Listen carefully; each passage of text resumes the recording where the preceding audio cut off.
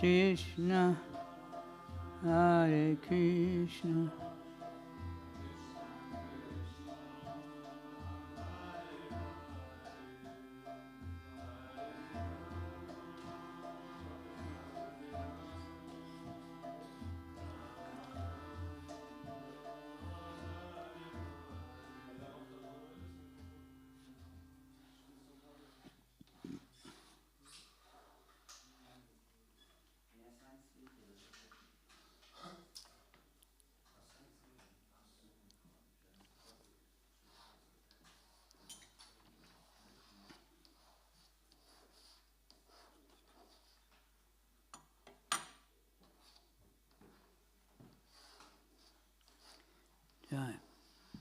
Okay, so we already had kirtan. Welcome.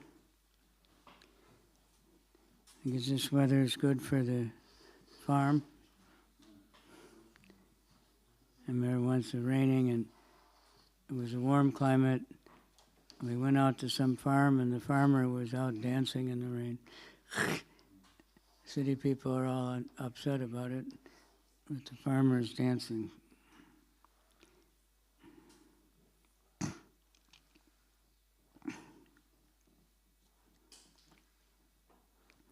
Om Namo Bhagavate Vasudevaya.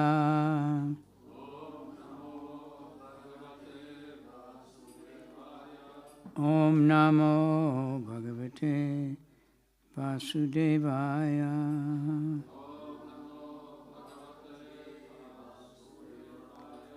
Om Namo Bhagavate Vasudevaya.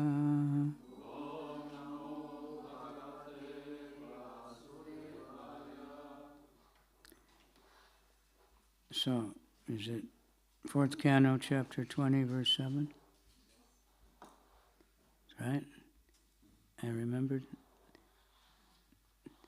Mercy. The mercy of Lord Nrsingadev.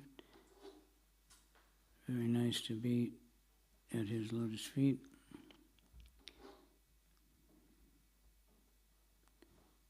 In a special place where Lord Nrsingadev has appeared and protecting all of us, not only from external dangers, but the internal danger, purifying the heart of all the lusty desires, which are like demons. Okay, should we start? Eka Shuddha Swayam Jyoti Nirguno Aso Gunashraya Sarvago Navrita Sakshi Niramatmatmana Para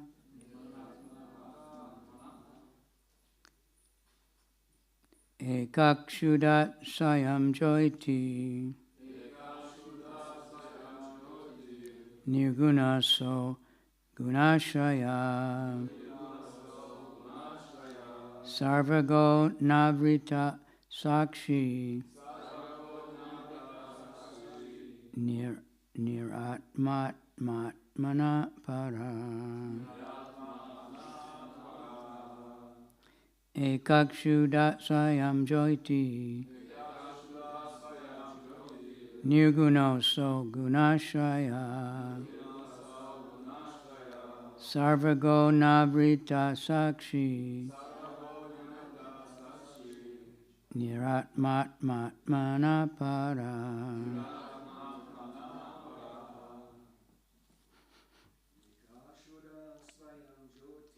Ekakshuda Prayam Jyoti Nirguno So Gunashraya Sarvato Go Navrita Sakshi Niratmana Manapara Ekat Shuddha Swayam Jyoti Nirguno So Gunashaya Sarvago Nabrita Sakshi Niratmat Matmana Paraha Ekat Shuddha Swayam Jyoti Nirguno So Gunashaya Sarvago Nabrita Sakshi Niratmat Matmana Paraha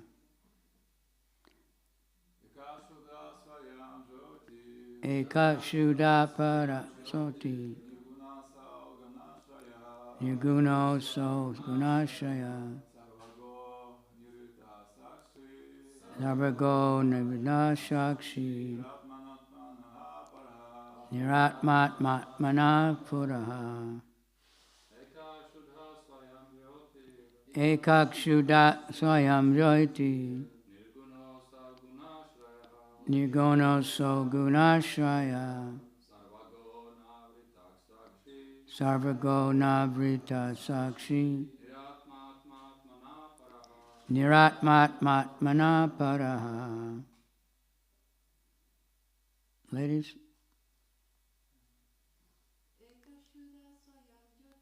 Ekak Shuddha Swayam Jyoti Nirguno So Gunashaya Sarvago Nabrita Sakshi Niratmat Matmana Paraha Ekak Shuddha Swayam Jyoti Nirguno So Gunashaya Sarvago Nabrita Sakshi Niratmat Matmana Paraha Ekat Shuddha Param Jyoti Nirguno So Gunashaya Sarvago Nabrita Sakshi Niratmat Matmana Paraha. Right. Just a comment. Very often I get asked, about experience with Prabhupada. My main experience was I was somehow fortunate to sit in a lot of classes he gave. But I always noted he loved chanting the slokas, and when the devotees chanted the slokas, there's not many, mostly in order to make the lectures fit on cassettes, they left out that part, But Prabhupada chanted, he didn't lead it, the Prajumna or somebody else would lead, but he would very enthusiastically repeat every time. And he was very happy to see the devotees chanting the slokas. Okay. Eka, one. Shuddha, pure. Swayam, self. Jyoti, effulgent. Nirguna, without material qualifications. Aso, that. Guna ashraya, the reservoir of good qualities. Sarvaga, able to go everywhere. Anavrita, without being covered by matter. Sakshi, witness. Niratma, without another self. Atma Atmanaha, to the body and mind. Para, transcendental. Translation: the individual soul is one, pure, non-material, and self-effulgent. He's a reservoir of all good qualities, and He is all-pervading. He is without material covering, and He's the witness of all activities. He's completely distinguished from other living entities, and He is transcendental to all embodied souls. Purport by His Divine Grace, A.C. Bhaktivedanta Swami Prabhupada Ki Jai. The Bhaktivedanta purports. Prabhupada said anyone can translate, but the purports only he can make. And these are his transcendental ecstasies, his personal ecstasies. And one time he said, the purports are offenseless chanting. So it's very important to study these purports. And they answer questions. I have experienced many times, it seems especially with the Chinese, but someone will say, they'll refer to some verse and say, I can't understand, I don't know what this means, I can't understand. So I look up the verse, and the answer to what they're asking is in the first one or two sentences of the purport. But they got stuck trying to understand by their own, thinking process and didn't read the purport. And sometimes we have to read a few more, but the answers will always come. Purport. In the previous verse, two significant words were used. Asamsakta, meaning without attachment, and Buddha, meaning fully cognizant of everything. By full cognizance, it is meant that one should know about his own constitutional position, as well as the position of the Supreme Personality of Godhead. According to Sri Vishwanath Chakravarti Thakur, in this verse, Lord Vishnu is describing himself, or the Paramatma. The Paramatma is always distinguished from the embodied soul, as well as the transcendental, or as the material world. He's distinguished from the embodied soul as well as the material world. Therefore, he's been described as Para. That Para, or Supreme Personality of Godhead, is Eka, meaning one. The Lord is one, whereas the conditioned souls embodied within the material world exist in many varieties of form.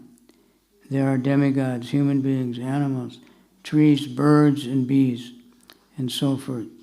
Thus, the living entities are not Eka, but are confirmed in the Vedas, Nityo Nityanam, Chaitanas Chaitananam.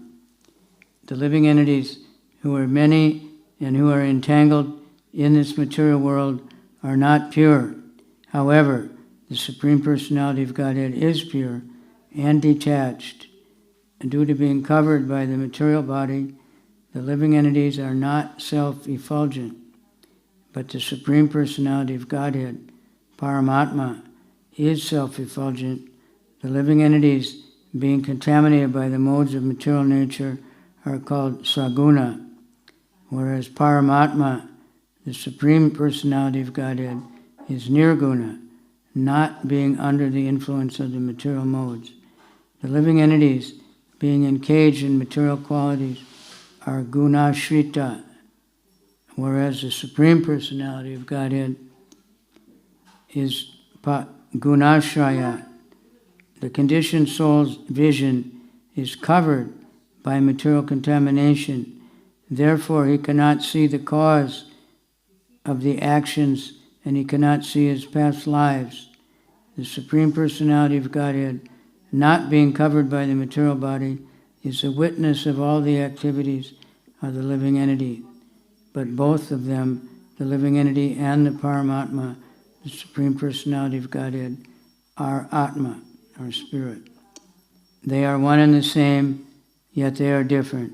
In many ways, especially in regard to the 6 opulences the Supreme Lord has in full.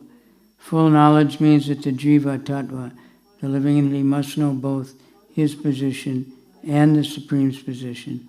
That is full knowledge.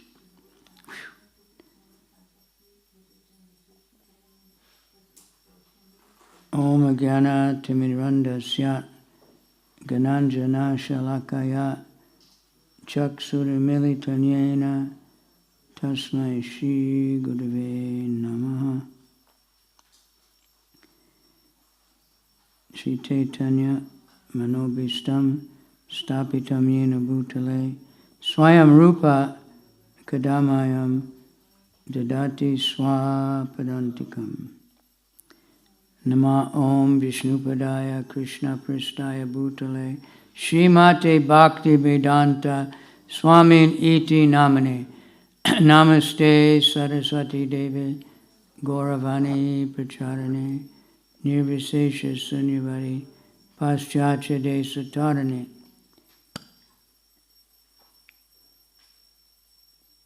Nama Om Vishnupadaya Krishna Pristaya Bhutale Srimati Bhakti Siddhanta Saraswati Iti Namane Madhur Jojala Premaja Shri Rupanuga Bhaktida Shri Gora Karuna Sakti Vigrahaya Namostute. Namo Varshavanavi Devi Dayataya Kripabdaye Krishna Sambandha Vigyana Dayane Prabhave Namaha. Namaste Gauravani Srimurtaye Dinatarane Rupanuga Viruda Apasiddhanta Dvanta Harane. Namo Gorkishwaraya Satchit Vairagya Murtaye Vipralamba Sambodhe Padambujaya Te Namaha. Namo Bhakti Vinodaya Satchidananda Namane Shri Gora Karuna Shakti Rupanuga Varayate Gora Virbhave Bhume Stvam Nirdeshta Sajjana Priya Vaishnava Sarvabhauma Jagannathaya Te Namaha.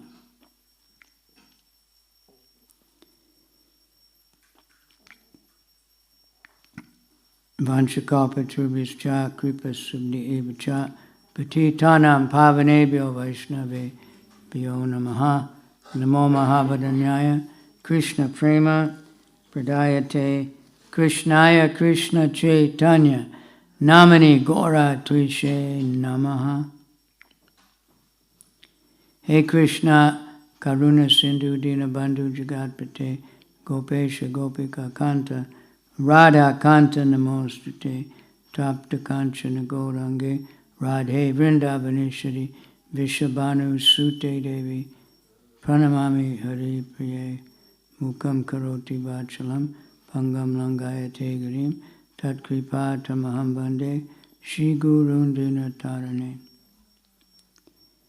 Krishna Tvadiya Pada Pankaja Panjarantam Ajaiva Me Visatu Manasaraja Hansan Prana Pranama Samaye Kapavata Pitai Kantavaro Danavido Smarnam Kitaste. Okay. Thank you for coming. Please pray.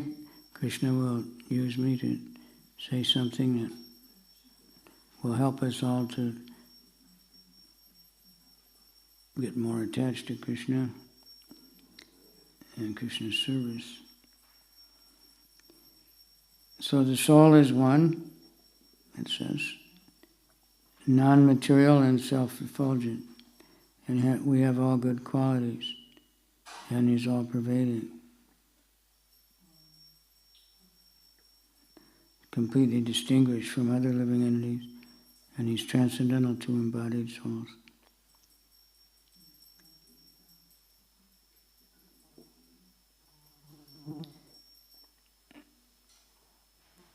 That's Krishna. That was the teachings of Madhvacharya, was differences. There's difference between the Supreme Soul and the individual soul. And then there's differences between all the individual souls. And there's differences between all the material elements. And on and on and on. It's not all one like the Mayavadis say. Everything is all one. In the spiritual world there's more variety. Here we have a lot of variety right here, right? And in this room we have variety of people. And maybe insects besides the flies. But unlimited variety, but the spiritual world has much more variety, but there's no bad side, there's no downside. Nobody's turning their back to Krishna. Everybody's with Krishna. So,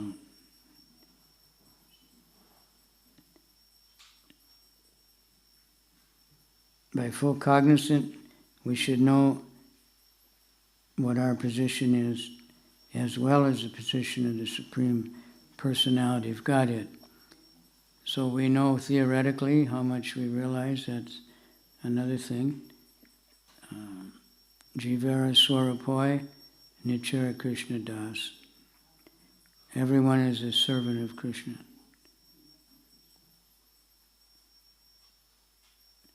And we're the servant of the servant of the servant of Krishna. I heard somebody yesterday mentioning some sloka that I'd never heard before.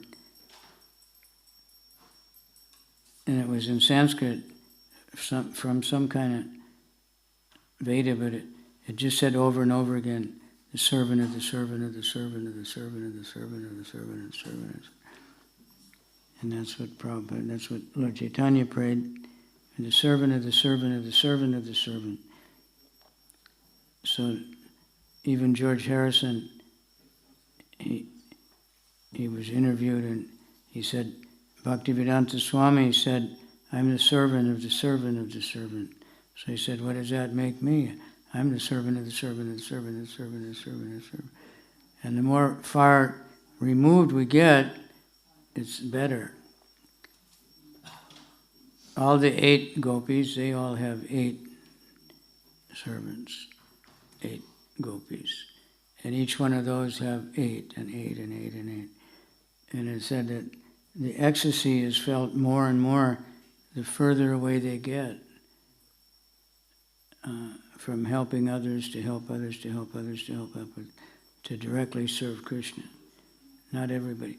But Krishna can make it seem like in the rasa dance that he's directly with everybody. He gives special mercy.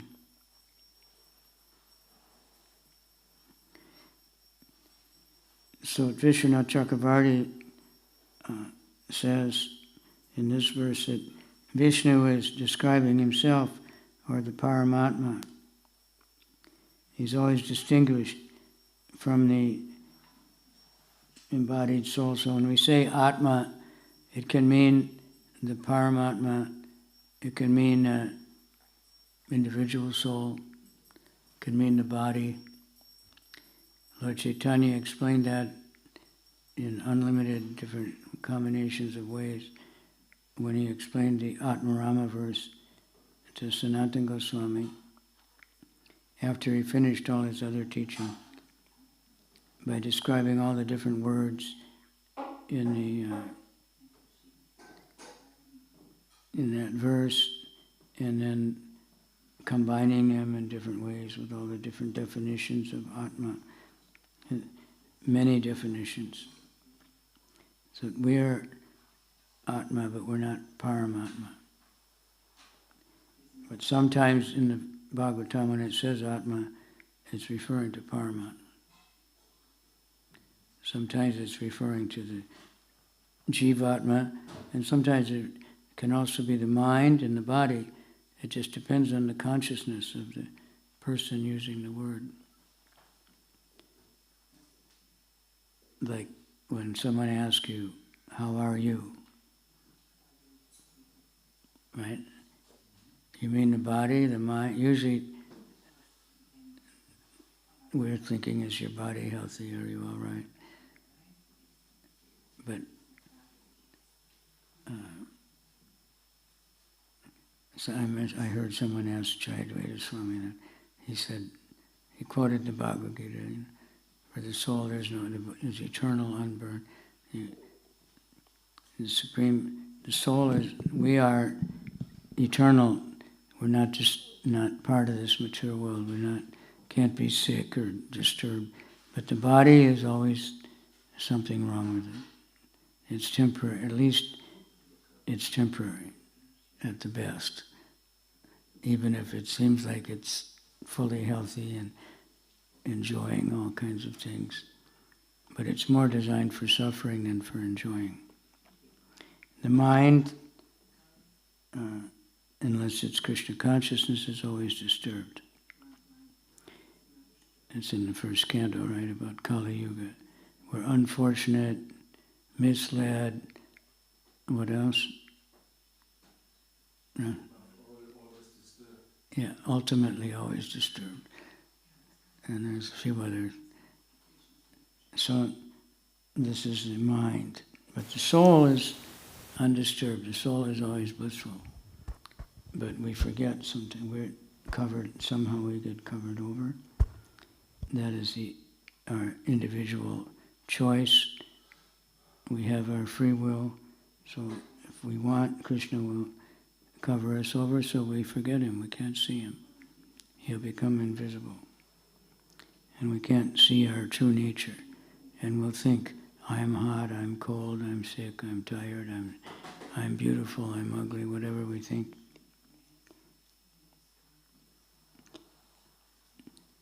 So the conditioned souls are many varieties of unlimited forms. Because even within any species, there's so much variety, right? I was walking yesterday, a couple of days ago, and somebody had 2 dogs. The one dog was a really big dog, and the other one was like this big. But they're both dogs. And people, same thing. We have all kinds of different people, all different colors, all different languages. And we need to work on that. Prabhupada gave us different tapasyas, 4 regular principles, chanting 16 rounds, getting up early in the morning. That's what people consider very tapasya. Torture, some people would think. But for devotees, it's pleasure. Kadamba Maharaj said he gave us the most difficult tapasya. What was that? Huh? No, I mentioned that already. Cooperating. That was practically the last instruction. It was at least very near the last. That your love for me will be shown by how much you can cooperate together. And he told us to get together every year in Mayapur and discuss unity and diversity.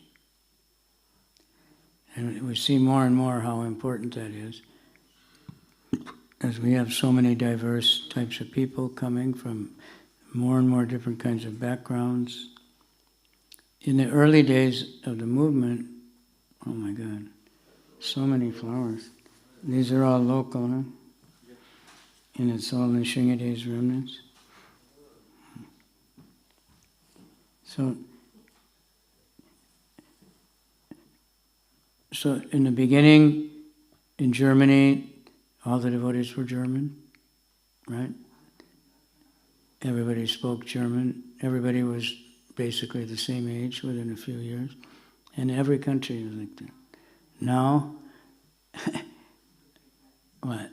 We have people in a Mayapur International School, I heard they had 73 different countries or something. And then we have lots of babies, and we have lots of babushkas, old grandparents. And we have lots of Sikh devotees, and we have so many different kinds of properties, and so many different legal complications, things we never thought of when we joined could possibly happen, but it's all happening. So we need to be, but we can't have unity without diversity. We can't have everybody absolutely the same. One devotee was complaining to Prabhupada, devotees are this and that. He said, you don't want to be Mayavadi, you want everyone to be the same. But we want variety. Variety is the mother of enjoyment. So we have to learn how to work together and and learn from everybody, and learn different cultures. Someone asked me, like, if I could go back and do it over again. I couldn't think at the time, and probably I would do the same thing, because you can't change the past. But I should have learned, before I went to Japan, I should have spent a few months studying the language rather than just doing. I did book distribution, so I had some spiritual strength, but we should prepare. But the future is right there with us. The children are the future. I just heard one of my godbrothers, very wonderful devotee from New Vrindavan. Now he's in New York. And he does so many things for making devotees and engaging devotees, and he distributes lots of prasadam. And he said when he was a new bhakta in New Vrindavan, he was guarding Prabhupada's house. So he was outside. Started raining, so he went in the garage, and then Prabhupada came into the garage. Somehow from the house he could walk. So he was really shocked, and he was like, Prabhupada, how can I serve you? And Prabhupada said, you can go where I can't go. So he was thinking, Prabhupada just came, and he listed off, that Prabhupada had just come to like 10 different countries or something in 1 month. And Prabhupada said he was thinking, where can I go? I can't go anywhere. I don't have any money. I don't have anything. I just surrendered in New Vrindavan, like far away from everything. And Prabhupada said, you can go into the future. So the young people are the future. So we need to work together, everything working together. Now there's been a lot of Rath Yatras. So a lot of devotees work together to make it happen. So many things, most of us don't know what has to be done to get a Rath Yatra going, getting permission, getting the cart built, getting the money, getting cooks, getting so many things. I was just in Berlin. He had to change the date 4 times, I think, because the government said, no, you can't use this day, and you get another day, and you can't use that one. So, and then pulling the cart. When many people are pulling, nobody's really pulling very much. Many are just walking along, holding the rope, right? You don't have to. If one person tried to pull the cart, or maybe even 10, it would be very difficult. But when there's a few hundred pulling, it's very, very easy. When there's hundreds of devotees chanting and dancing, then we'll automatically, start chanting and dancing. It's just working together. So cooperation, in my observation, one of the best therapy to learn how to cooperate is what? Sankirtan. Any kind of chanting together.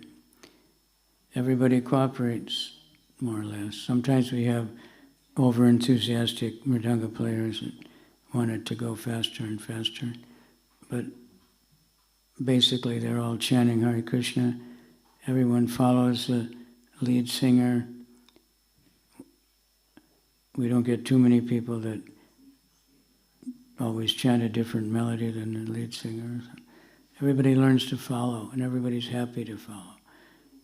So we need to be organized like that. Somebody has to take the lead, but we want to create many, many leaders so we can get more and more varieties of people and more places, because this place is quite far from many places. In any city, our temples, even a small city, like Bratislava is not a big city in the world, but some devotees have to travel 1 hour or something to come to the temple. Or to speak of New York City or Tokyo, they might be in what's considered Tokyo still, but 2 or 3 hours one way. So we have to be everywhere, and we have to be available online also, and let people know where we're available. And that's why we go out. That's why we have Rath Yatra. Lord Jagannath wanted everyone to get his darshan, not just the so-called high-class people. The traditional thing was no sudras could enter the temple because they're generally not clean. But he wanted the sudras to get the mercy, so he organized Rath Yatra. And the cart stops at one point. Normally, they're so fussy in the temple about the cooking, and I've seen it, I experienced. We were there and we were getting prasadam from one shop, one devotee life member's shop. So we came at the time we normally get the afternoon prasadam, and he was on the phone, he looked in a lot of anxiety, said, "It's going to be late today." And he explained then, after he finished talking, that some crazy person was still inside. So the cooks, they have these big poles, and they put the pots on these poles and they carry it to the offering room. But one crazy guy was in there, and he bumped into one of those pujaris. So they threw everything out. That's what they do. They have a big well. They threw all the prasadam in the well, all the bhoga, and they did a whole abhishek or something, clean the whole temple, and cook again. So we got prasadam at 7 o'clock or something. But at Rath Yatra, when the cart stops, everybody can make offering. So the whole road will be full of pots people bring from home, and they cook something for Lord Jagannath.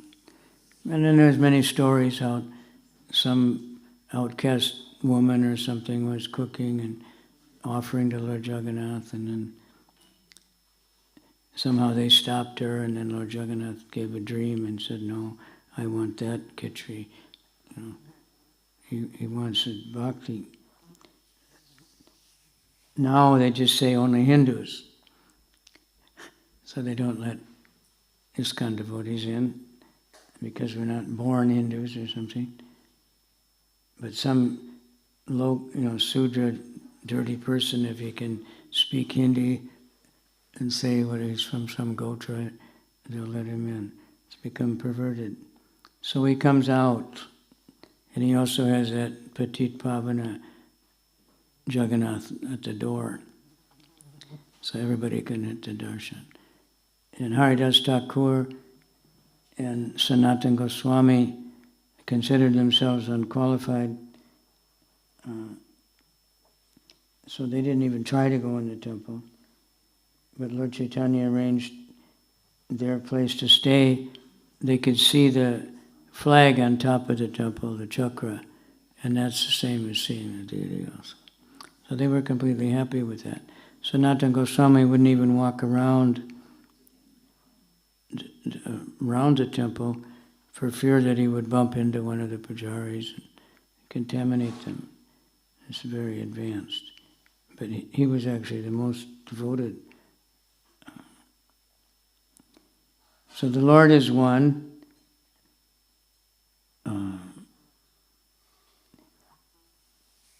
And we have this verse here, it was in last night's in the purport also, that there's one eternal that's the maintainer of all the other eternals.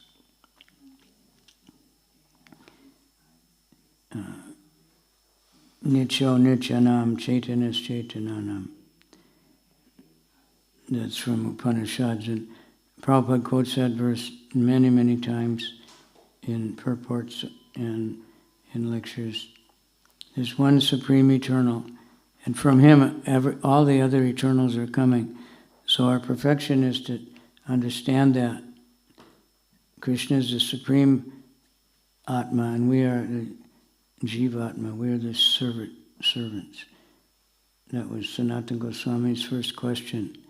Who am I?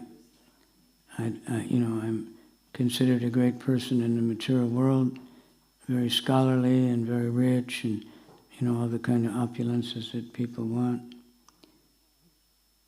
But I don't know who I am, and Lord Chaitanya said, Nicho Nichana, Nichara Krishna Das, Jivara Swaruphoi, Nichara Krishna Das. Everyone is a servant of Krishna. All of us. So we have to remember that I'm a servant of Krishna. So that in the Advaita Charya, who was Mahavishnu, he was in the Rath Yatra just chanting, I'm a servant of Krishna, I'm a servant of Krishna, I'm a servant of Krishna. This is what we have to think. Who am I? I'm the servant of the spiritual master, the servant of the devotees. Starts with serving devotees, and that way the service gets handed up to Krishna. The Varnashram, if it's functioning properly, there's good Brahmins at the top, and everything that everybody's doing is getting offered to Krishna. But if everybody is perfectly doing all their work as a Sudra or Brahmin or whatever, but they're not connected to Krishna, then it's all useless. So that's just another thing. How to be unified in diversity. I asked one very advanced devotee in America, he's an Indian business manager in some big company, a big preacher in the university, and had, home program for the last 30 years in his house or something, and made many devotees. And I mentioned this unity and diversity, and he right away said, yeah, and diversity and unity. And in business circles, they discuss this a lot. It's actually the motto of the country of Indonesia and India. They're very proud that they have so many different religions and so many different cultures, and they're all under one flag. So it's an understanding that actually we're all spirit souls. We see that everyone's a servant of Krishna, then we don't get prejudice, There's so much prejudice in the world. I was in New York City, and everywhere you look there's a sign, Stop Asian Hatred, Black Lives Matter, all that kind of, all these things. And in Germany, when we went in Munich, I saw a bunch of people had long tents and tables to tell you how terrible Israel is and how the Jews are demons. And they know nothing about Israel. I know something about it, but I know there's Arabs all over the place, and they go around looking like Arabs, and they have good jobs, and some of them are in parliament. There's Africans, there's all kinds of people there. And they're trying very hard to have everybody get along together. And the other Arab countries are very prejudiced, and there's no Jews in those countries, and Jews can't even visit those countries. And so it's very strange, but these prejudices and, skin disease, Prabhupada calls it. It's color, but don't be like that. We judge people according to their guna and karma, their activities, their qualities. That's how Krishna judges, not by birth. But even in our movement, we have, some people think of women as some kind of low birth or something. When Bhakti Tirtha Maharaj first joined the movement, there weren't very many people of color, they call them so many different names. And he told Prabhupada, there's racism here, there's prejudice. Prabhupada didn't deny it at all, he just said, don't be like them. Don't you be prejudiced. But because that's what happens. You don't like me, so I don't like you. And then it goes on and on and on, And throughout Europe, it's changed. Different countries have been in power for some time, and then they get out of power, and in the world, and someone thinks these people are no good. This is low class. Kirata Hunandra Pulinda Pukasha Shumba Yavana Kashadaya, right? And then Prabhupada has a very long purport describing all these so-called low-class people. Some of them we've heard of, but then it says, Ye Chapapa, Chadapa, even those who are very sinful, Shudyanti Tasmai Prabhavishnu, if they can get purified by association with devotees, by Krishna Nam. So therefore we want to try to get everybody chanting the name of God. This is what Prabhupada wanted. He wanted everyone to be a devotee. So he was very compassionate to engage everyone no matter what their situation is. And the movement is still going on. Devotees are going on Harinam and, getting everyone to dance, a few people to join in dancing and chanting, giving prasadam. Some places devotees are giving, tens of thousands of plates of prasadam every day. And people know that's Hare Krishna. But even if they don't know, they're getting so much benefit. Doing Harinam everywhere, Ratiyatra, making temples, worshipping the deity so nicely. And the effect of that goes all over the world also. It's not that it's just for a few people that come to the temple. It's benefiting everyone because Krishna is the root, we read last night. He's the root of everything. He's the cause of all causes. So when you serve the Lord, when you water the root of the tree flourishes. So when we serve Krishna, then everyone benefits. That's how we can serve everyone. Bhagavad Gita says that quite a few times. Working for the welfare of everyone. That means serving Krishna. You can't serve everybody. Krishna can, but we can't. So when we serve Krishna, he can help everybody. Within their heart, he can help make arrangements that everyone gets some chance to advance. So please, thank you very much for carrying on here and growing so many flowers. Krishna likes flowers. It's for Krishna's pleasure. Whatever we do for Krishna's pleasure, that gives everybody pleasure. So I'll stop in case we have any questions. And drizzle, weather report. Any question or comment? I would have one question, Maharaj. Yeah.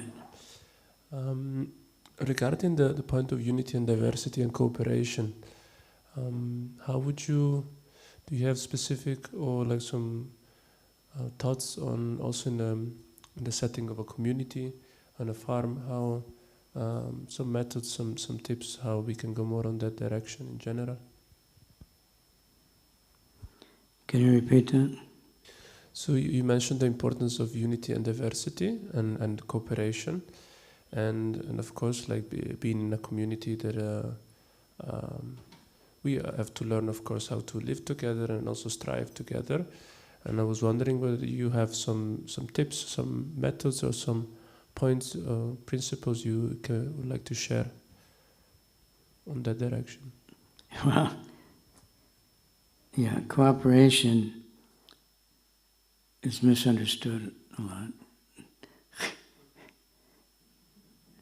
Sometimes if someone's a temple president or something, you have to cooperate with me, do whatever I tell you.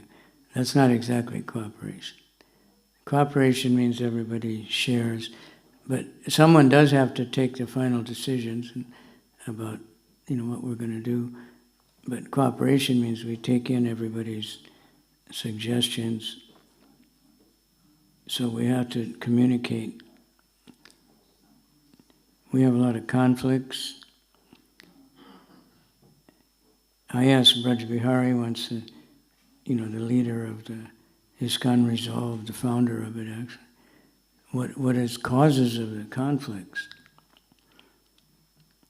He said one is expectations, but then there's also money, and there's the different generational gaps, right? The older devotees and the younger devotees don't agree about what we should do or how we should do it. So we have to have a lot of respect for everybody, and we have to hear from everybody, and communication. So I asked the AI now, and this metta, it pops up all the time, ask metta. So I asked her, how can we avoid conflicts? And it was very good. It gave right away, a nice answer. But the basic thing was communication. There has to be very open communication and hearing from everybody and respecting, not interrupting because you don't like what someone's saying, but so that everybody communicates, everybody knows, and then not what we're going to do, but if we just tell everybody this, we're going to do like this, not everybody's going to, they may go along, but they don't agree or they don't like it. But if we explain why we're going to do something, and everybody can understand why do we do this way, why we're doing that way, why we're not doing this way, why we're doing it now and not late, then when everybody understands why, we can get along much better. Why should we cooperate? It's pleasing to Krishna. Maybe somebody remembers I can't remember, it's the Prachetas or somebody, the brothers, they were all together doing tapasya. And then the Vishnu Lord came and he said, I'm very happy how you are all cooperating with each other. And that was what pleased the Lord. That's what pleases the leader, when all the workers cooperate and get things done, right? But we won't cooperate unless we know why we're doing something and we understand our position and we're not envious. So the ultimate solution is Krishna consciousness, right? Like to be more and more Krishna conscious, then we should be able to reduce. So cooperation, say like in a marriage, there has to be give and take. Sometimes the wife is the servant, sometimes the husband is the servant, Not that one person is always dominant. And leaders want to create more leaders. They want to expand, cooperate. So we have to communicate very nicely so we all know what's going on, why we're doing it. And then we can, the more we're open to hear all the devotees, the more we can see the good qualities of all the devotees. Because we have to get them to open up and participate, then we can see that everybody has important contributions to make.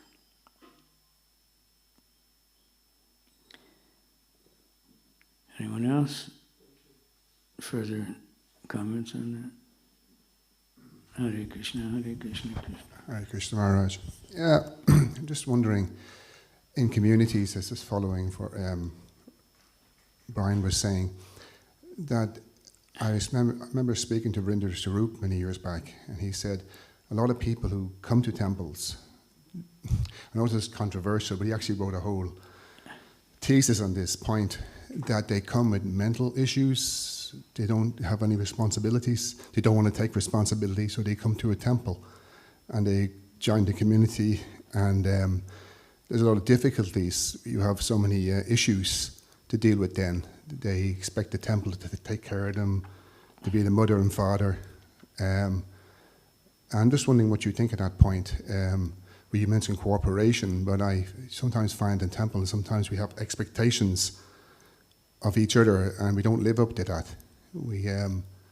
There's so much tension sometimes in communities and how to deal with that, because you have all these different issues. So what do you say about that? Well, it seems common. Someone asked me yesterday the same thing. That she said devotees leave because they said they have such big traumas in the past. So one thing is, as far as ashram, we should be very careful to know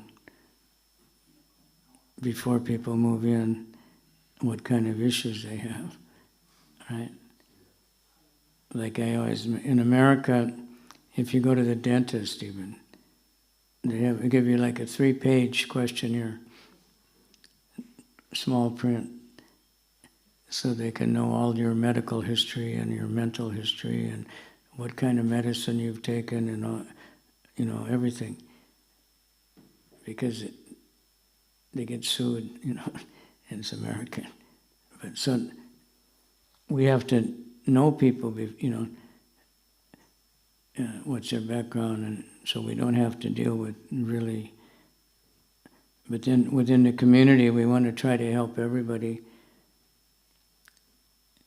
But dealing with people who have issues or are addicted to, opioids or addicted to antidepressants or something, we can't deal with that. That's professional help is required. But we can hopefully get them to chant. So the only thing I can think of is we have to be careful about at least living in the ashram where they're part of the temple, dependent on the temple.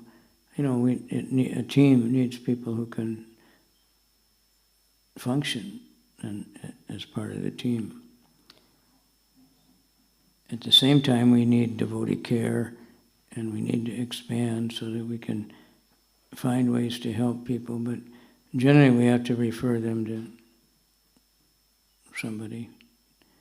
So we're trying to do that. That's why we have all this devotee care and how we can do that. And hopefully some devotees will become qualified to deal with all, because say like in Chopati, all the senior devotees, they were cultured Hindus, and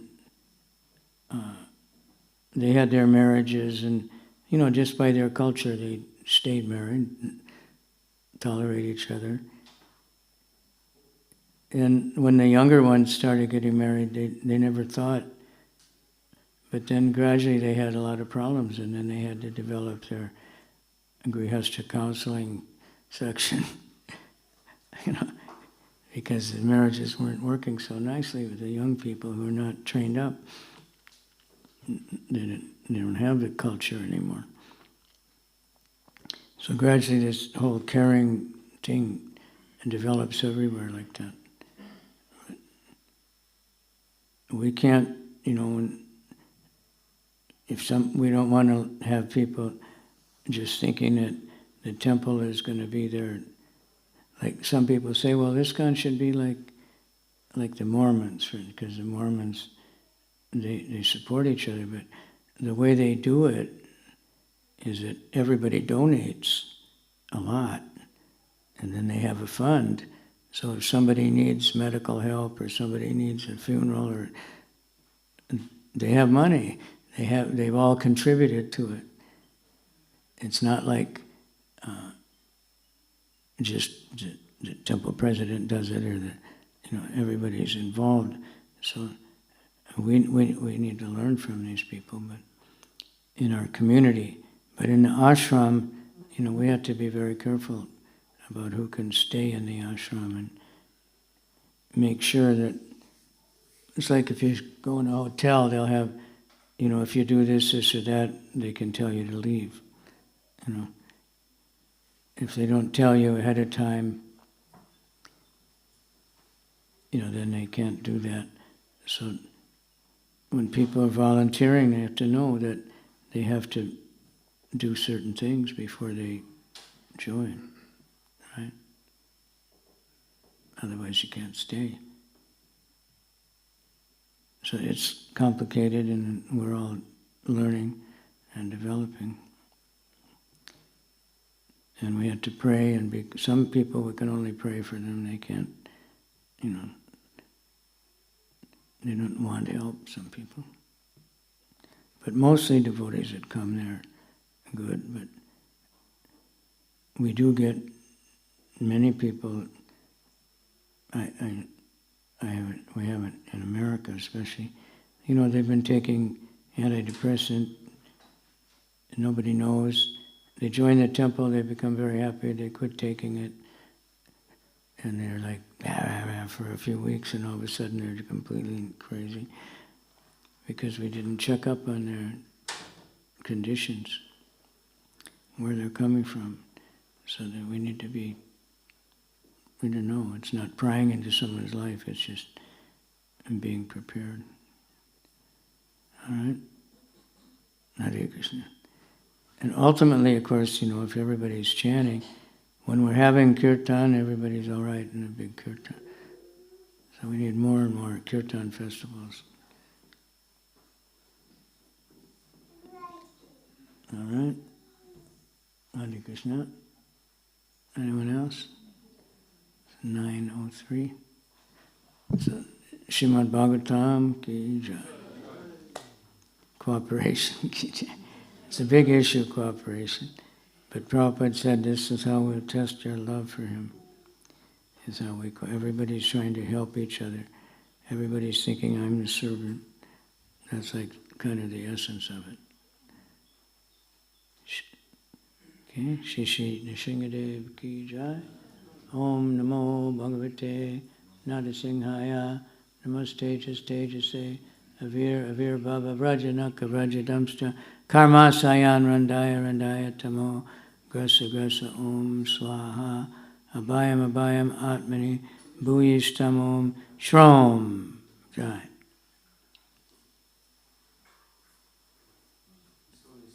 Now we're going to put the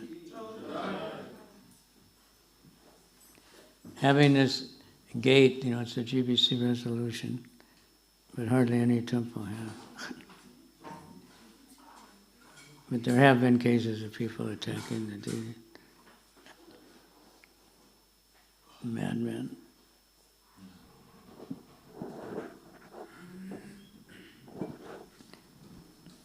Does this have a switch?